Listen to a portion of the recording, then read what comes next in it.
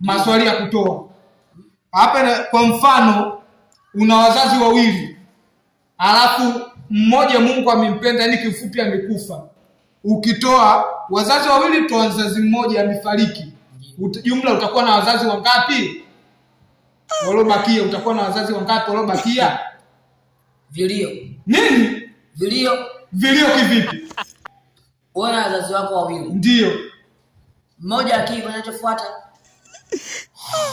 Kumbe mtoto una akili. Hapa tupo kwenye hesabu sasa sema alikufa. Hapa tupo kwenye hesabu. Wewe hesabu unazielewa kweli wewe?